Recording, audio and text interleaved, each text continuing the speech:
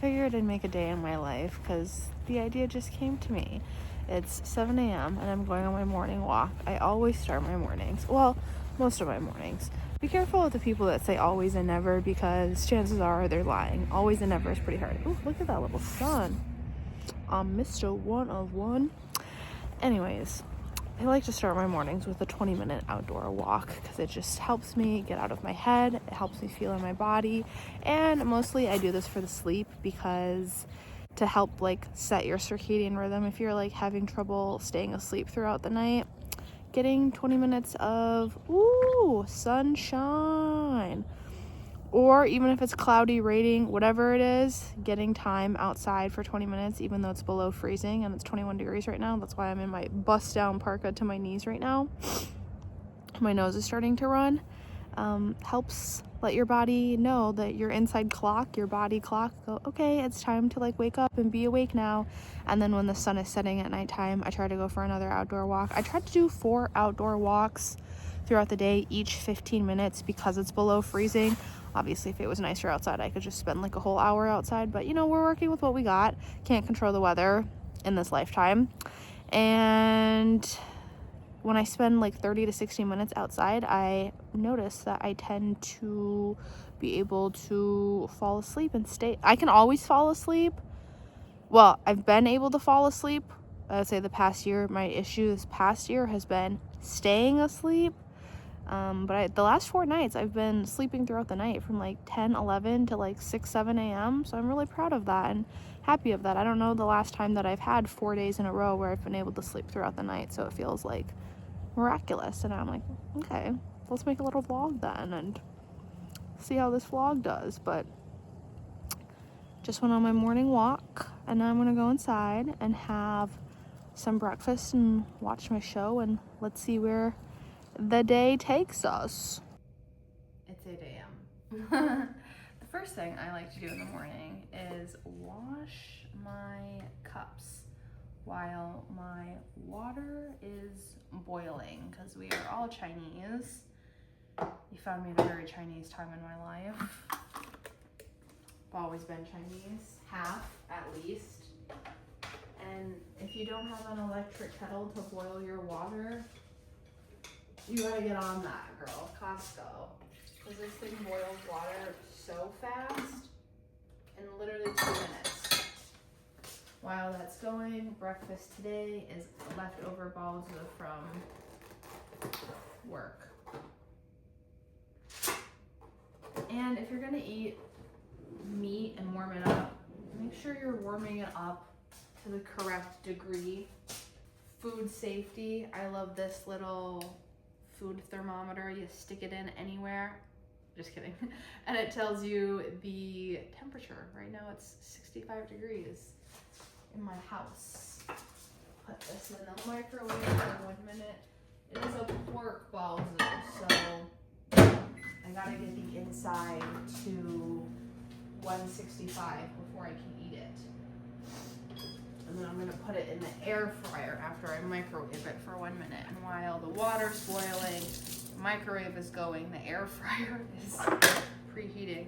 Jeez Louise, you don't realize, because I just do this every day on my own.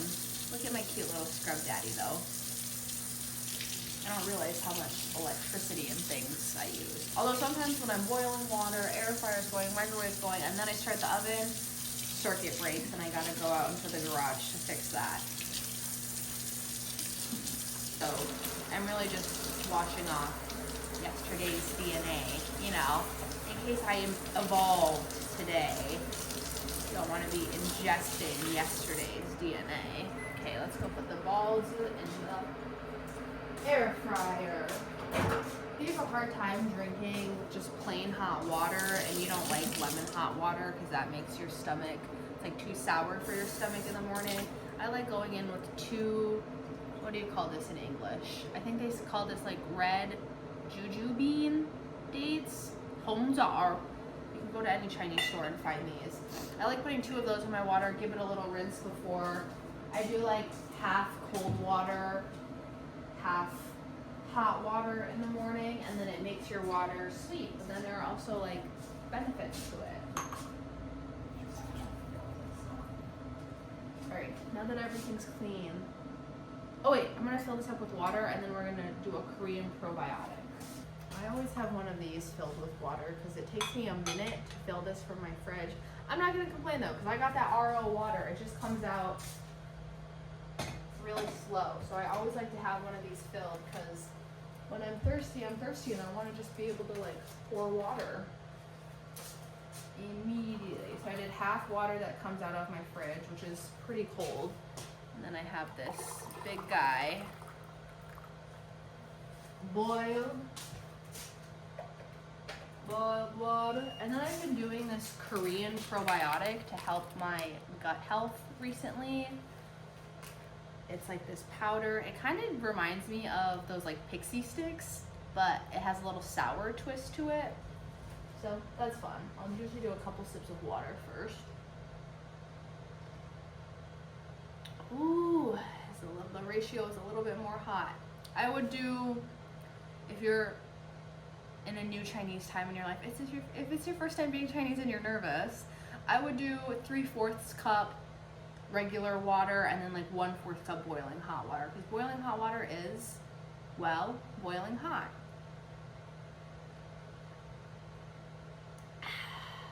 It feels nice. First thing in the morning drinking hot water, you can just like feel it open up. Like I can literally feel it going down here in Kai Wei, opening my digestive system.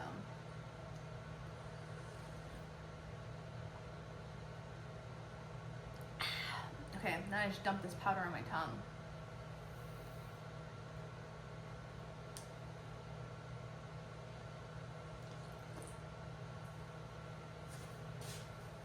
I've been doing this for about a month, and I guess I'm kind of finding it helping me poop. I haven't been like severely constipated the way I was at the beginning of the year. So yeah, I just keep doing it. You know, probiotic, it's the bacteria that's in your gut, the good bacteria that's in your gut. And then prebiotic is like food for the probiotic. That's a probiotic, because my gut has been shocked. Let's prepare the rest of my breakfast. This is a little thing I made in pottery class I made this specifically knowing that I wanted to zhuang chu, because I'm Chinese and I always have, again, not always, I often have dumplings and like balls and stuff, and then I like don't really have a halt the par to zhuang chu, so now I have something perfect to zhuang the chu. I'm gonna have my chu. I'm waiting for my baozi to come to the right internal temperature.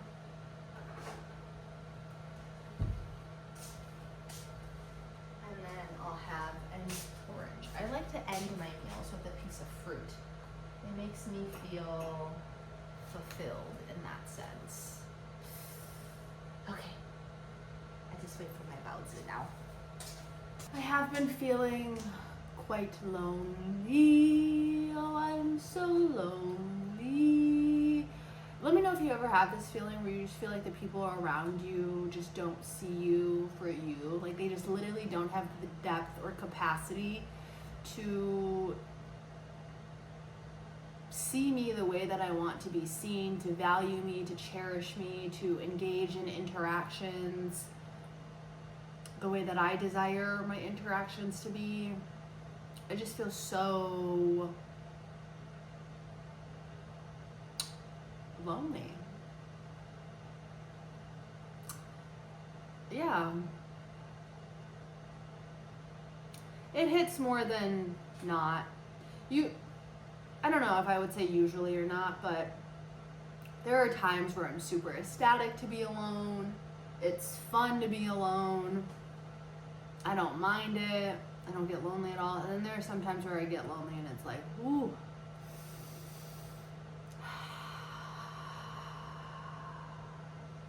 Take a deep breath and remind myself that I'm safe. And may I remember that I am worthy of love, connection, and belonging. And may I remember that the people that are right for me and meant for me are on their way to me. We're just trekking across the mountain. Okay, so I'm gonna check my baozi now. I'm gonna stick this inside my baozi and make sure that the meat part has reached 165 to kill off any bacteria. Even though it was already pre-cooked and it's been properly refrigerated, I want to get the inside to 165 before I eat it. Immediately hit 165. The worst is when you stick it in and it's at like 120, 130 and it's like slowly climbing up and you're like, come on, get to 165. But at that point, if it doesn't just immediately shoot up to 165, it's a wrap.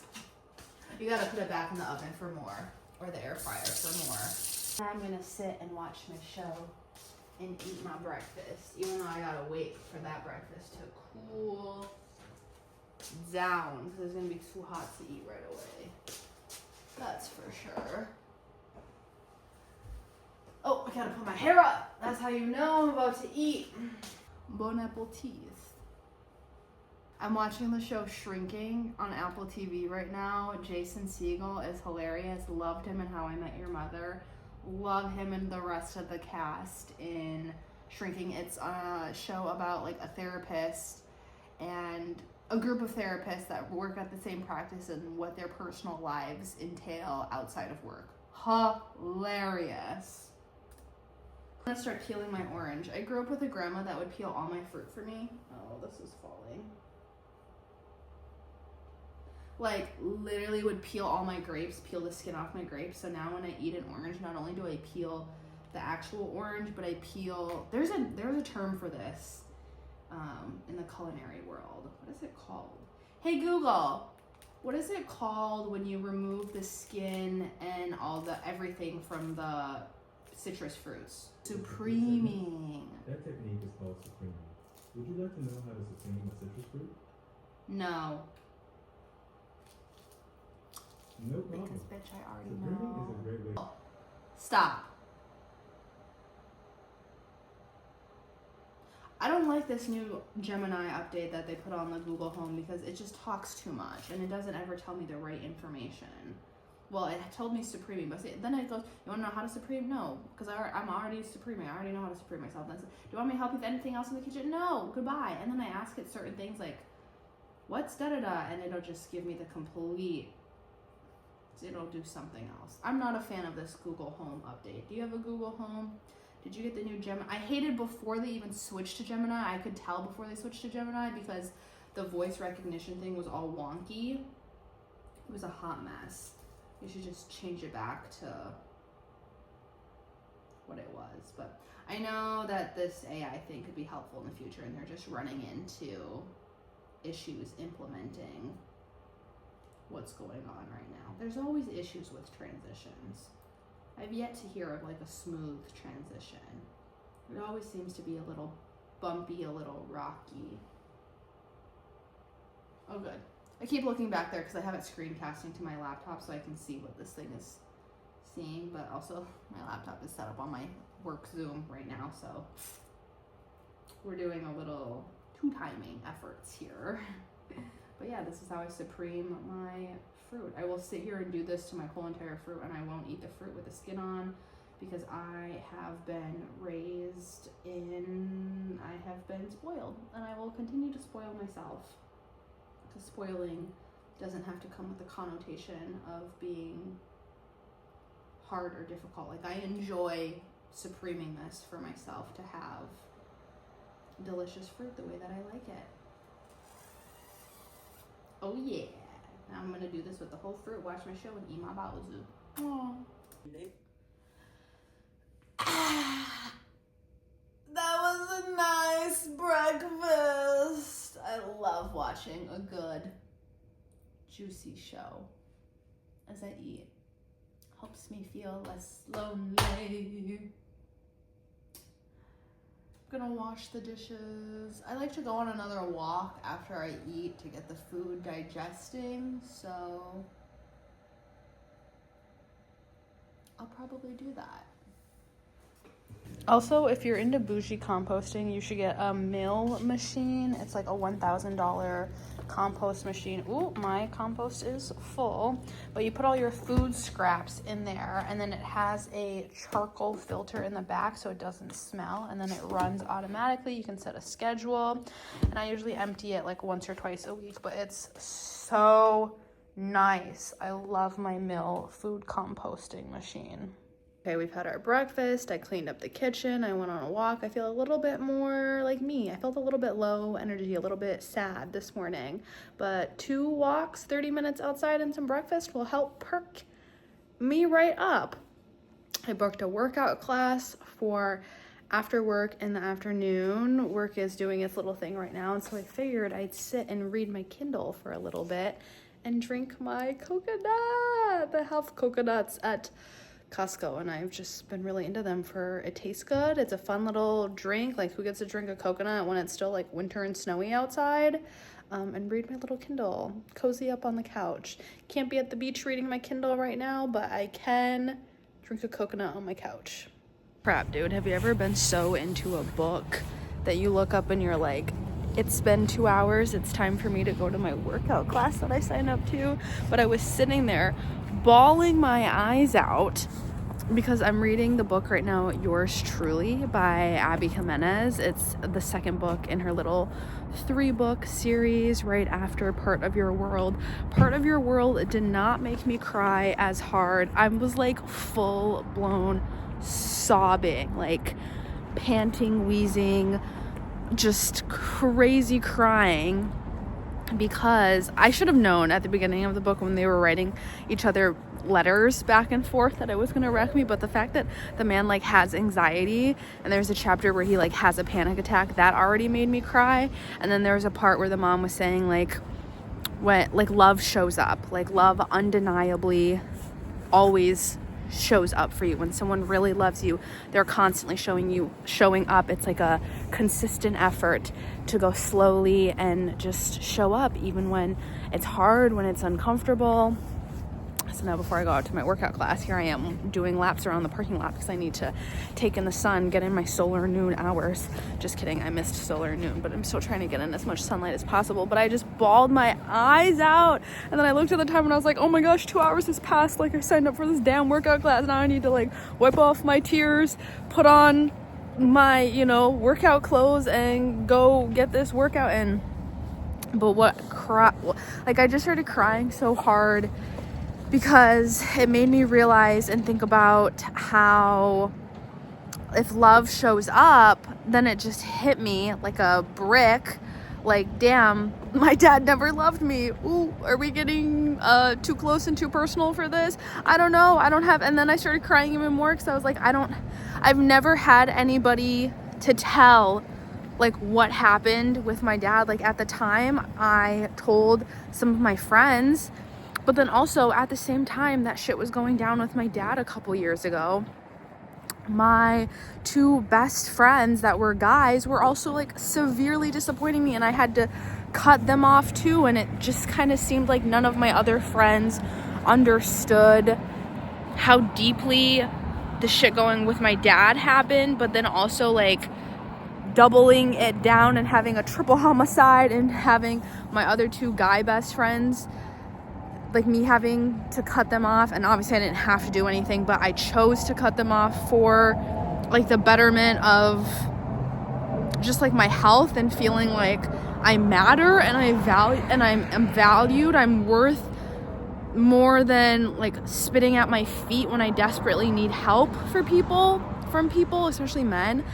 And so just that disappointing big ass sack of bricks hit me, that my dad is incapable of loving. He has like a mental illness that makes it challenging and like next to impossible for him to love me. But he talked a big game with his words and saying it, and then his actions showed me completely otherwise.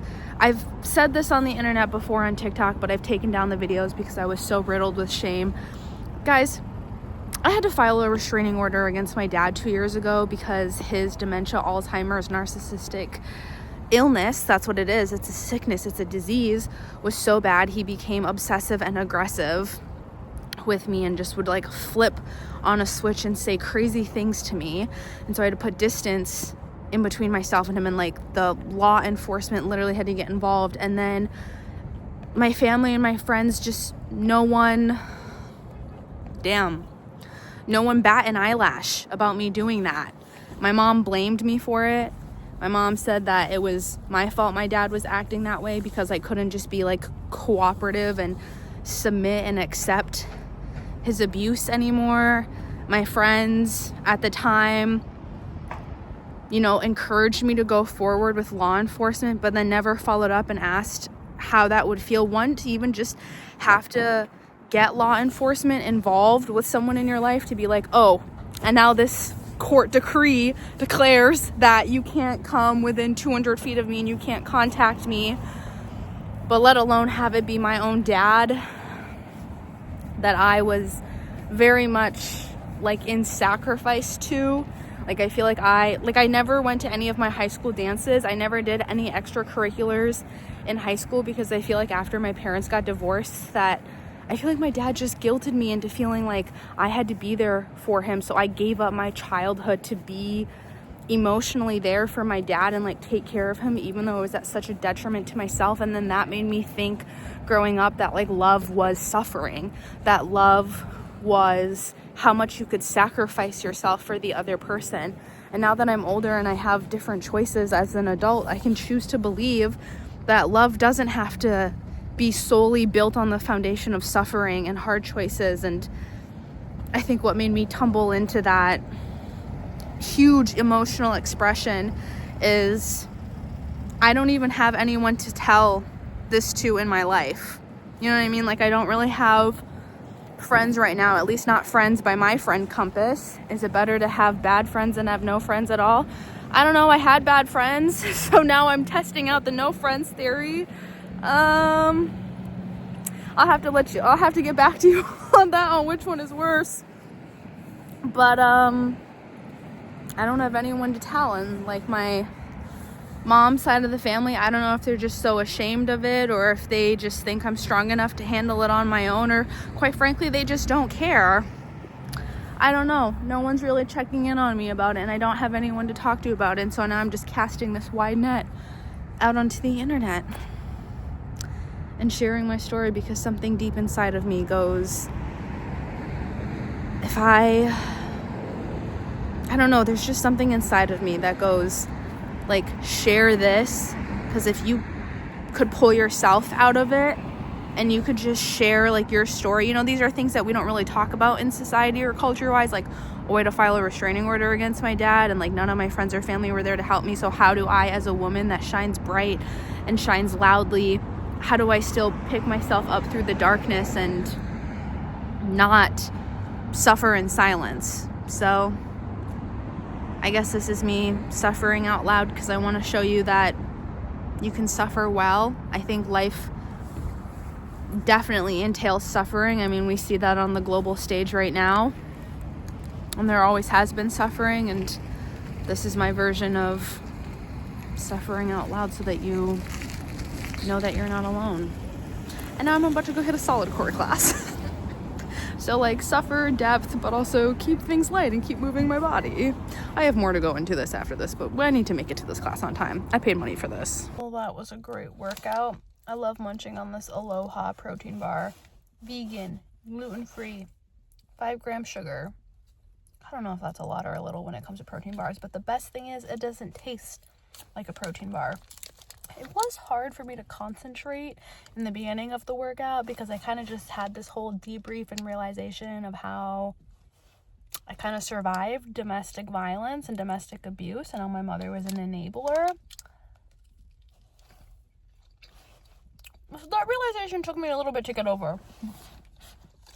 I literally ended up closing my eyes in class so I could just focus on the muscle group, because I was like, my mind is racing. I just kept thinking about, like, what is my purpose? Why do I feel so drawn to, like, share my story online? with strangers. I haven't even found my people yet. You know, it'd be different if I like had a community and I knew other people that were going through the same thing. I don't. Okay, my demographic tells me I have 98% men, 35 to 44. Y'all probably the abusers. Okay. Oh, here I am. Let me not perpetuate that the people that watch my shit are abusers. But maybe you are. Maybe that's my purpose, and to share my story so you know what it's like on the other side. Well, that's my life. Thanks for watching. I'm gonna go steam at Lifetime after Solid Core. After I eat this. I might sauna.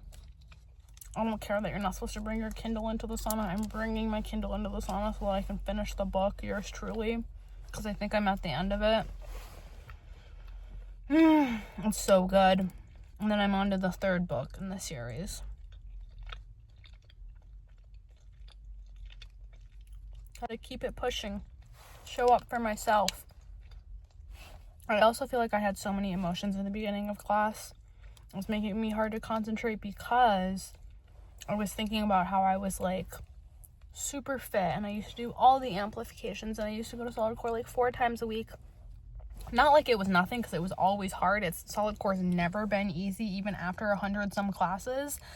But it was like, oh, I went 4 times a week, and then all of a sudden for 2 years, like, I just died at home.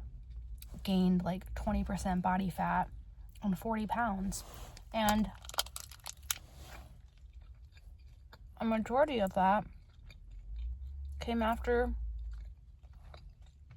the shit with my dad. It just like toppled. It was like shit with my dad, letting go and having to walk away from people I thought were my best friends, people we talked about like not getting married to each other, but like being at each other's weddings. Then filing the restraining order against my dad, then getting attacked in Montreal. It was like, holy shit, homegirl could not catch a break. But I guess my soul signed up for all of this shit to happen to me so that I could learn. And I have learned a lot in the past 2 years. At least I feel more capable of loving myself throughout all of this. Is it better to be around people and hate yourself, or is it better to be around and love yourself? And in moments like this, I remind myself that this is just a chapter, it's just a season, and I won't be lonely like this forever. And hopefully, after all of this, I'll start attracting the relationships that are fulfilling for me, that are right for me, because I'm not afraid to be my real, authentic self with people. I'll just need to, like, de-shame the whole domestic violence thing. And the whole, like, parent abuse thing. Because here I am talking my talk. Oh, I want to get in a relationship. Oh, I want fulfilling relationships. My mom sets me up on a coffee date, and I have this huge wave of shame wash over me that goes, no one's gonna like me because my dad's a fucking criminal. And I just have to remind myself that the people that are right for me are going to love me no matter what. And they're going to love me whether I have a fulfilling career or not. They're going to love me whether I'm overweight, healthy or not. They're going to love me regardless of things that I don't have control over, like my family situation. At least it makes me feel better. And my dad has no one in his life that's his family, because all of his family chose not to endure his bullshit. So in that aspect, it makes me feel not alone. But it still doesn't take away from, like, the emotional denseness that this has and all the complexities with it. This is some adult human shit. And some people might just sweep it under the rug and keep pushing and never address it. And me, I talk about it on the internet. And each way is valid of going about it. This is just like my life path. I'm gonna go steam and shower. Steam, room, sauna, shower, and then I get to go home and eat dinner. Saunaed, I steamed, I took a quick rinse. You wouldn't have known that I washed my hair last night and it looked nice and blown out this morning because it was been in a hoodie all day, and then I worked out and now it's in a crazy ass bun. But a very Chinese time in my life, a very Chinese vlog. Wouldn't be complete without hot pot at nighttime. If you don't know hot pot, it's very Chinese. I like to compare it to like fondue. You know how you like dip whatever bread in cheese? Well, this is better because you get your broth. I love mine spicy. And then you dip meat and veggies. I'm gonna have roe, xia, and then I had hot pot yesterday and I had leftovers, so I was like, yes, I am gonna eat this again because it's so easy to just throw this in the dishwasher afterwards and make my own little sauce. It took me 25 years to learn how to make my own sauce, but now I finally know how to make what's that's young. Was I eating hot pot out the womb? Probably, but I'm gonna eat hot pot, go on my sunset evening walk, and usually I go to yoga later at night, but they're renovating the studio that I go to yoga at, so there's no yoga tonight. So I might just like stretch and chill at home, but I'm gonna be watching my show Shrinking and eat on my hot pot because I put in that work today. Ate down. That was delicious. Amazing. Hot pot for dinner. Highly recommend. If you are gonna have hot pot, you're not gonna eat for the rest of the day because you're gonna be so full. Sometimes I think about what would my ancestors think about me having my hot pot, you know? Like, I live alone, I'm on a walk alone, I had so much food that I have leftovers for hot pot tomorrow, and yes, full disclosure, I did have hot pot yesterday, so it's like I have all this food. And I know that my ancestors, even just a couple generations back, like my mom didn't even grow up with a fridge, you know, until she was 10. And so a couple generations back, I'm like, women couldn't do things alone. Women couldn't eat as much as they wanted to. Women couldn't go work out alone. Women couldn't live alone, go on a walk alone and like feel safe and have rights and have power. And so I'm like, I wonder if my ancestors are just looking down on me like, all the sacrifices that we went through and all the turmoil that we had in our lives was worth it because now we get to see this offspring baby eat her hot pot post solid core. And today is just one of those days. You ever have those magical days where you're just like, oh my gosh, I was just talking about this and now 4 hours later someone else is detailing their experience that really aligns with what I said. How I was literally bawling my eyes out this afternoon about like my dad and just so much clarity coming around that Delta flight, baby. There's so much clarity around like my dad and my familial relationships and how I just literally like felt so much clarity from reading that book of being like, oh yeah, my dad never loved me because my dad never showed up, and if love shows up, like my dad didn't love me. And then my mom just called me and she told me some stuff that like now helped her see that my dad never loved me. And I was like, wow, you can't make this shit up. But it feels nice to have things, I don't know, be cleared up like that. And so I kind of go back and forth too. I'm like, how much is it appropriate to share with strangers on the internet? How much do I feel comfortable sharing my story on the internet? And there's just really big wedge or like driver inside of me that goes, you need to share this so that other people, other women specifically, can know when they've been in abusive relationships, whether it's a dad, a boyfriend, a girlfriend, a partner, work, like whatever it is, and you get your light completely snuffed out and your sparkle is completely drained, and you realize it, you know, because people don't know they're in abusive relationships until they're in it. You don't just meet someone and they slap you across the face and you're like, oh my God, I love them. It's okay. They apologize 5 minutes after. No, they like woo you and do the whole thing where they just psychologically break you down. And at some point you realize, oh my God, I'm psychologically broken down. And you don't, I realized I was psychologically broken down when I was already in a very deep, dark, broken place. You know, it wasn't like I built myself back up and then I realized, 10 years later I was psychologically broken down. Like, no, I realized it in such a dark place. My light was snuffed out, my sparkle was gone, my will to live was diminished and diminishing by the day. And I gained a bunch of weight and I walked away from a bunch of relationships, and I'm finding my spark again. I'm finding my light again. I feel like I'm coming out of this more in love with myself, which I'm like, maybe my dad never showing up for me was a way for me to cultivate showing up for myself and show my love, and sharing this on the internet.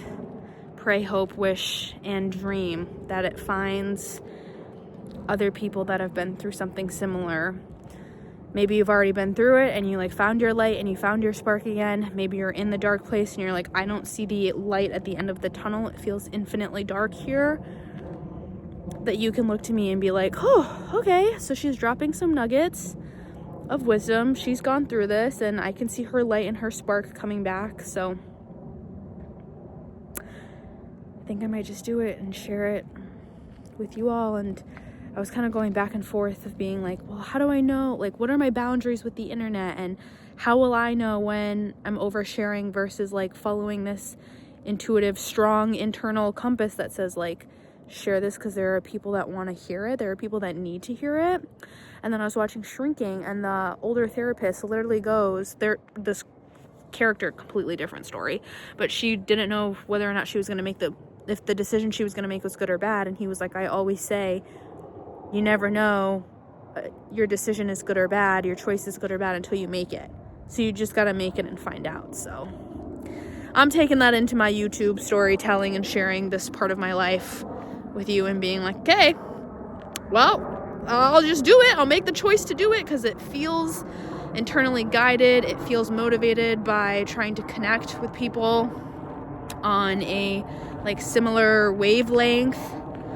And if it turns out to be a bad choice, then I'll make the next choice from there. It's not like I can go back and change time, but I do have control of my next choice. And so if it turns out to be bad, I can just make my next choice and not share as much. And if it turns out to be great and connect with people, then I will continue to make the next choice and continue sharing and navigating. There's something interesting about, trying to be a content creator, posting YouTube videos. There's not really like a rule book for it. It's really, everybody got a channel, everybody got an influencer of something, right? So it's like you are really just forging your own path. And this is what feels right on my path, at least for now. Maybe 30,000 choices later, I'll look back at it and not think the same, but at least I'm honoring what feels right now. And I can make peace with it and honor and trust myself that when things change, I got me. Because I learned how to stand up for myself. This is my evening sunset walk. Hey, the sun is setting at 6 p.m. now, so spring is here. I think the sun's exactly at 6:03 tonight. So again, in setting that circadian rhythm, I go on a little sunset evening walk in addition to my morning walks. So that's it. I'm gonna go home and shower, put on my cozy robe that I just washed yesterday, watch some Shrinking, maybe some YouTube, and call it a day. Will I record more later tonight? I don't know. But if I don't, see you in the next one.